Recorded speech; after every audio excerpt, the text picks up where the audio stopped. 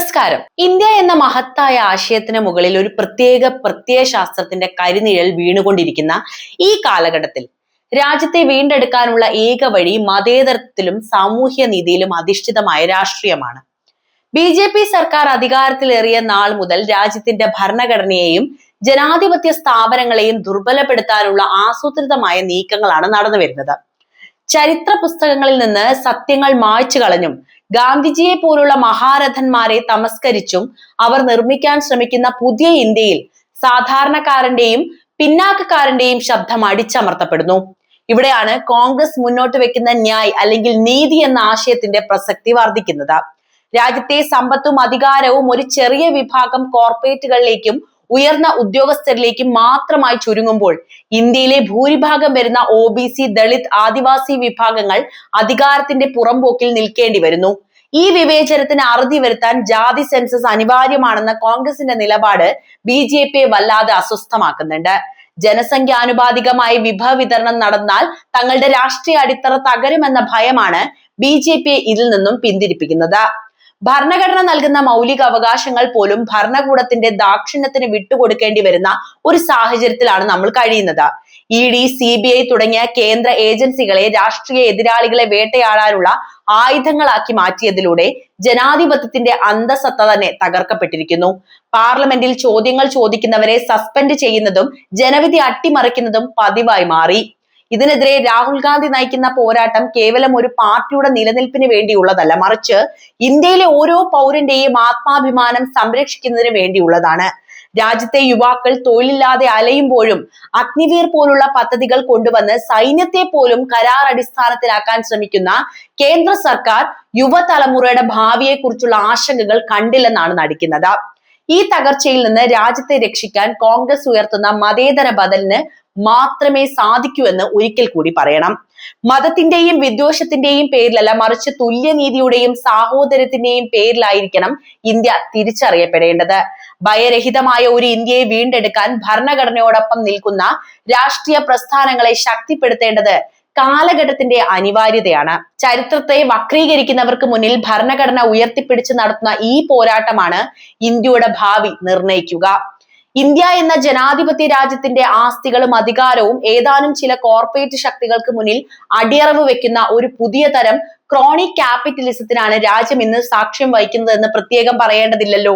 വികസനത്തിന്റെ തിളങ്ങുന്ന പരസ്യവാചകങ്ങൾക്കിടയിൽ ഒളിഞ്ഞിരിക്കുന്നത് അദാനിയുടെയും അംബാനിയെയും പോലുള്ള അതിസമ്പന്നരുടെ കേശ ഏർപ്പിക്കുന്ന സാമ്പത്തിക നയങ്ങളാണ്. രാജ്യത്തെ വിമാനത്താവളങ്ങളും തുറമുഖങ്ങളും കൽക്കരി ഖനികളും വൈദ്യുതി നിലയങ്ങളും ഒന്നിനു പുറകെ ഒന്നായി അദാനി ഗ്രൂപ്പിന് തീരെഴുതി നൽകുന്നത് പൊതുമുതൽ സ്വകാര്യ വ്യക്തിയുടെ ലാഭത്തിനായി വിട്ടുകൊടുക്കുന്ന കാഴ്ചയാണ് നമ്മൾ കാണാൻ കഴിയുന്നത്. സാധാരണക്കാരന്റെ നികുതി പണം കൊണ്ട് കെട്ടിപ്പടുത്ത പൊതുമേഖലാ സ്ഥാപനങ്ങളെയും പ്രകൃതി വിഭവങ്ങളെയും ഇത്തരത്തിൽ ലേലം വിളിച്ചു വിൽക്കുന്നത് വഴി ഇന്ത്യയുടെ സാമ്പത്തിക പരമാധികാരം തന്നെയാണ് ഭീഷണിയിലാകാൻ പോകുന്നത്. ഹിൻഡൻബർഗ് റിപ്പോർട്ട് പുറത്തു വന്നപ്പോൾ ഉയർന്ന ഗൗരവകരമായ ആരോപണങ്ങളിൽ അന്വേഷണം നടത്താൻ മടിക്കുന്ന നമ്മുടെ ഇന്ത്യൻ ഭരണകൂടം ഈ കോർപ്പറേറ്റുകൾക്കും BJPയും തമ്മിലുള്ള അവിശുദ്ധ കൂട്ടുകെട്ടിനെയാണ് വ്യക്തമാക്കിയിരിക്കുന്നത്. രാജ്യത്തെ ദരിദ്രർ കൂടുതൽ ദരിദ്രരാകുമ്പോൾ ലോക സമ്പന്നരുടെ പട്ടികയിലേക്ക് ഭരണകൂടത്തിന്റെ ഒത്താശയോടെ ചിലർ കുതിച്ചു കയറുന്നത് വലിയൊരു വിഭാഗം ജനങ്ങളോടുള്ള വെല്ലുവിളി തന്നെയാണ്. അതിനെക്കുറിച്ച് സംസാരിക്കാൻ ആരും തയ്യാറല്ലെന്ന് മാത്രം. ഹിന്ദു മുസ്ലിം വിഭജനം സൃഷ്ടിച്ചും വിദ്വേഷം പടർത്തിയും ജനങ്ങളുടെ ശ്രദ്ധ തിരിച്ചുവിട്ട് പശ്ചാത്തലത്തിൽ ഇത്തരം സാമ്പത്തിക അഴിമതികൾക്ക് കളമൊരുക്കുകയാണ് BJP ചെയ്യുന്നത്. ജനങ്ങളുടെ അടിസ്ഥാന പ്രശ്നങ്ങളായിട്ടുള്ള വിലക്കയറ്റം, രൂപയുടെ മൂല്യത്തിലെ തകർച്ച, കർഷക ആത്മഹത്യകൾ എന്നിവയിൽ നിന്ന് ഒളിച്ചോടാൻ വർഗീയതയെ അവർ ഒരു ആയുധമായിട്ടാണ് ഉപയോഗിക്കുന്നത്. കർഷകരുടെ വരുമാനം ഇരട്ടിയാക്കുമെന്ന് വാഗ്ദാനം നൽകിയ അധികാരത്തിൽ വന്നവർ ഒടുവിൽ കാർഷിക മേഖലയെയും കോർപ്പറേറ്റുകൾക്ക് അടിയറവ് വെക്കാനുള്ള കരിനിയമങ്ങൾ കൊണ്ടുവന്നു. ജനകീയ പ്രതിഷേധങ്ങൾക്കൊടുവിൽ അവ പിൻവലിക്കേണ്ടി വന്നുവെങ്കിലും കർഷകരോടുള്ള ഭരണകൂടത്തിന്റെ മനോഭാവം അവിടെ വെളിപ്പെട്ടു. പാവപ്പെട്ടവന്റെ മക്കൾ സൈന്യത്തിൽ ചേരാൻ കണ്ട സ്വപ്നങ്ങളെ അഗ്നിവീർ പദ്ധതിയിലൂടെ തച്ചുടച്ചപ്പോൾ മറുവശത്ത് കോർപ്പറേറ്റുകളുടെ കോടാനുകോടി രൂപയുടെ കടങ്ങളാണ് ബാങ്കുകൾ എഴുതി തള്ളുന്നത്. ജനാധിപത്യത്തിന്റെ കാവൽപുരകളാകേണ്ട അന്വേഷണ ഏജൻസികളെ പ്രതിപക്ഷത്തെ നിശബ്ദമാക്കാൻ ഉപയോഗിക്കുന്നതിലൂടെ ഇന്ത്യ ഒരു ഇലക്ട്രൽ ഓട്ടോക്രസിയിലേക്ക് BJP നയിച്ചുകൊണ്ടിരിക്കുകയാണ്. അധികാരം നിലനിർത്താൻ ഏത് മാർഗവും സ്വീകരിക്കുകയും ഭരണഘടനാ സ്ഥാപനങ്ങളെ സ്വന്തം ചട്ടുകമാക്കുകയും ചെയ്യുന്ന ഈ ദുർഭരണത്തിനെതിരെ ജാഗ്രത പുലർത്തേണ്ടത് രാജ്യത്തിന്റെ നിലനിൽപ്പിന് അനിവാര്യമായിട്ടുള്ള കാര്യമാണ്. രാജ്യത്തിന്റെ നട്ടെല്ലായ പൊതുമേഖലാ സ്ഥാപനങ്ങളെയും പ്രകൃതി വിഭവങ്ങളെയും അദാനിയെയും അംബാനിയെയും പോലുള്ള അതിസമ്പന്നർക്ക് വിട്ടുകൊടുക്കുമ്പോൾ സാധാരണക്കാരന് ലഭിക്കുന്നത് വട്ടപൂജ്യമാണ്. ദശാബ്ദങ്ങളായി ഇന്ത്യയിലെ സാധാരണ ജനങ്ങളുടെ നികുതി പണം കൊണ്ട് പടുത്തുയർത്തിയ വിമാനത്താവളങ്ങൾ, അതുപോലെ തന്നെ തുറമുഖങ്ങൾ, കൽക്കരി ഖനികൾ, റെയിൽവേ എന്നിവ ഇന്ന് സ്വകാര്യ വ്യക്തികളുടെ ലാഭക്കൊതിക്ക് മോദി സർക്കാർ തീറെഴുതി കൊടുത്തിരിക്കുന്നു. കുത്തകവൽക്കരണമാണ് ഇതിൽ പ്രധാനപ്പെട്ടത്. മത്സരം ഇല്ലാതാവുകയും ഏതാനും ചില കുത്തകകൾ വിപണി നിയന്ത്രിക്കുകയും ചെയ്യുമ്പോൾ സേവനങ്ങളുടെ വില കുത്തനെ കൂടും. ഇത് സാധാരണക്കാരന്റെ പോക്കറ്റ് അടിക്കുന്നതിന് തുല്യമാണ്. രണ്ടാമത്തെ പ്രശ്നം തൊഴിൽ സുരക്ഷിതമില്ലായ്മയാണ്. അതായത് പൊതുമേഖലയിൽ സംവരണവും സ്ഥിര നിയമനവും ഉണ്ടായിരുന്നിടത്ത് സ്വകാര്യവൽക്കരണത്തിലൂടെ കരാർ നിയമനങ്ങളും കുറഞ്ഞ കൂലിയും മാത്രമാണ് യുവാക്കൾക്ക് ലഭിക്കാൻ പോകുന്നത്. അടുത്തത് കടം എഴുതി തള്ളലാണ്. അതായത് ആർക്ക് വേണ്ടിയാണ് ഈ കടം എഴുതി തള്ളുന്നത്? കഴിഞ്ഞ 10 വർഷത്തിനിടയിൽ ലക്ഷക്കണക്കിന് കോടി രൂപയാണ് കേന്ദ്ര സർക്കാർ വൻകിട കോർപ്പറേറ്റുകളുടെ ബാങ്ക് കടമായിട്ട് റൈറ്റ് ഓഫ് ചെയ്തിരിക്കുന്നത്.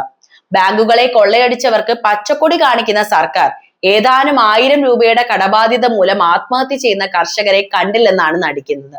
ഇവിടെ ആ ഇരട്ടത്താപ്പ് വ്യക്തമാകുന്നത്. കർഷകരുടെ കടം എഴുതി തള്ളാൻ ആവശ്യപ്പെടുമ്പോൾ അത് സാമ്പത്തിക അച്ചടക്കത്തിന് വിരുദ്ധമാണ് എന്ന് പറയുന്നവർ അദാനിമാർക്ക് വേണ്ടി ബാങ്കുകളുടെ വാതിൽ മലർക്കെ തുറന്നടിക്കുന്ന കാഴ്ചയാണ് നമ്മൾ കാണുന്നത്.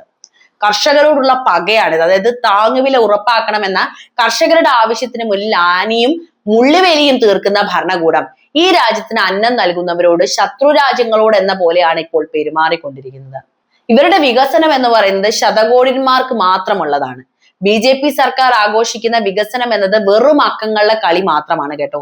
ഇന്ത്യയിലെ 1% വരുന്ന അതിസമ്പന്നർ രാജ്യത്തിന്റെ 40%-ലധികം സമ്പത്ത് കൈവശം വെക്കുമ്പോൾ ബാക്കിയുള്ളവർ ദാരിദ്ര്യരേഖയ്ക്ക് താഴെയാണ്. തിളങ്ങുന്ന ഇന്ത്യയും പട്ടിണി കിടക്കുന്ന ഇന്ത്യയുമാണ് ഇപ്പോൾ ഉള്ളത്.